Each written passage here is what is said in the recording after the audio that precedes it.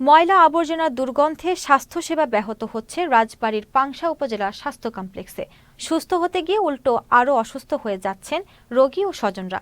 চিকিৎসক আর জনবল সংকটে কাঙ্ক্ষিত সেবা মিলছে না রোগীদের। তবে অচিরেই সংকট নিরসনের আশ্বাস হাসপাতাল কর্তৃপক্ষের। প্রতিনিধি শাহিন রেজার পাঠানো তথ্য ছবিতে ডেস্ক রিপোর্ট। হাসপাতাল ৯ জনা ময়লার ভাগার, যেখানে প্রতিনিয়ত ফেলা হচ্ছে খাবারের উচ্ছিষ্ট ও হাসপাতালের বর্জ্য সহ নানা আবর্জনা। দীর্ঘদিন ফেলে রাখা আবর্জনা স্তূপ থেকে তীব্র গন্ধ ছড়িয়ে পড়ছে পুরো হাসপাতালে, অতিষ্ঠ রোগীরা। এমন চিত্র রাজবাড়ীর পাংশা উপজেলা স্বাস্থ্য কমপ্লেক্সে। রোগীসহ স্বজনদের অভিযোগ, হাসপাতালে চিকিৎসা নিতে গিয়ে ময়লা আবর্জনার দুর্গন্ধে টিকে থাকাই দায়।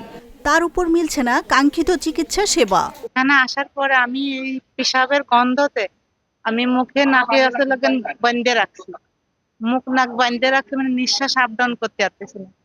পরে আসলে আমি নিজে যাই ওইগুলো আসলে করে তারপরে যে টয়লেট করতেছি ওগুলির দুর্গন্ধটা কম আসতেছে। না, এখানে তো ডাক্তার আসে না, 2 দিন ধরে এখানে এসে পড়ে রয়েছি, মানে কোনো ইয়ে নেই। এখানে রুগী মারা যাইতেছে, তারপর ডাক্তার কোনো খবর নাই। পরিষ্কার পরিচ্ছন্ন করে না, হ্যাঁ মোছে না, গন্ধ, চারিদিকে গন্ধ। এই বাথরুমে আপনার যাওয়া যায় না, বুঝলেন, তুই গন্ধ, দই না, কিছু না, পরিষ্কার করে না। ওই একদিন আসে আর একদিন বার আসে না, ঠিক রাত্রি আসে দিনই আসে না, এরকম চাল হয় না। গেটটা খোলা থাকলে এখানে প্রচন্ড গন্ধ আসে, আর বাচ্চা এমনি অসুস্থ, আর গন্ধ ঠেলায় এখানে যেন খাবার খাবো ওইটাও খাওয়া যায় না। মনে করেন ময়লা আবর্জনার ভিতরে কতক্ষণ মানুষ, সুস্থ মানুষ তো অসুস্থ হয়ে যাবে। হাসপাতালে দুরবস্থার পেছনে জনবল সংকটকেই দুষছে কর্তৃপক্ষ। অ্যাম্বুলেন্স গাড়ি আছে 3টা, একটা নষ্ট, একটা মেরামতযোগ্য আর একটা চলমান, কিন্তু ড্রাইভার নাই। ডাক্তার 21টি পদ আছে 8 জন, পরিচ্ছন্নতা কর্মী রাজস্ব পদের জন্য 5 জন, একটাও নাই। পরিষ্কার পরিচ্ছন্নতা কাজ হচ্ছে না ঠিক মতো, বাজেট বরাদ্দও নাই। জুনিয়র কনসালটেন্ট যেগুলো পোস্ট আছে 10টা, আছে 3 জন, গাইনি আছে, অ্যানেস্থেটিস্ট আর শিশু, অন্যান্য সবগুলো পোস্টই শূন্য।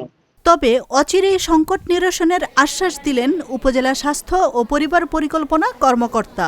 আমি সদ্য যোগদান করেছি, যে সমস্যাগুলো এখানে বিদ্যমান, আমি আশা করছি অতি দ্রুত এই সমস্যাগুলো সমাধান করতে সক্ষম।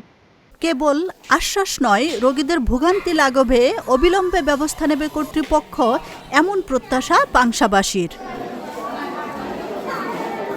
আশরাফুন নাহার মালা, চ্যানেল এস নিউজ ডেস্ক।